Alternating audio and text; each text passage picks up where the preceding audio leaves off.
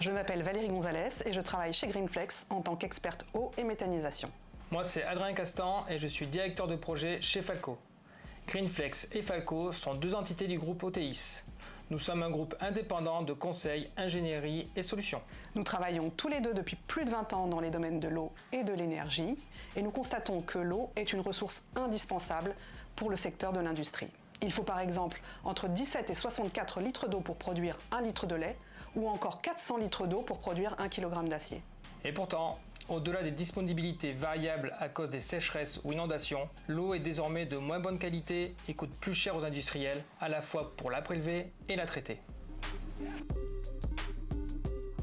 Les raisons pour optimiser ces consommations d'eau sont nombreuses. Tout d'abord, pour être exemptés des arrêts de production liés au décret sécheresse, les industriels doivent soit réduire leur consommation, soit en réutiliser plus de 20% comparé à 2018. Cela permet également de réduire globalement sa facture et favorise l'autonomie face aux événements climatiques et évolutions réglementaires. On peut par exemple réutiliser ses effluents, collecter les eaux de pluie ou encore produire sa propre énergie en récupérant la chaleur des effluents ou en les méthanisant. Énergie et eau sont en effet intimement liées. L'énergie peut représenter sur certains sites jusqu'à 20% du coût global de l'eau entre son pompage, son épuration ou encore le chauffage. Si on réfléchit à des actions qui les combinent, ça permet de bénéficier de plus de subventions et les gains financiers et environnementaux en sont décuplés. Concrètement, comment procéder pour réduire vos consommations d'eau ? Prenons l'exemple d'un de nos clients papetiers. Nous l'avons aidé à cartographier en quantité et en composition ses sources d'approvisionnement, ses flux, des ateliers à la station d'épuration. En fonction des ressources disponibles et des besoins des sites identifiés, des objectifs de réduction des consommations sont tracés sur une feuille de route opérationnelle et d'investissement qui permettra de les atteindre.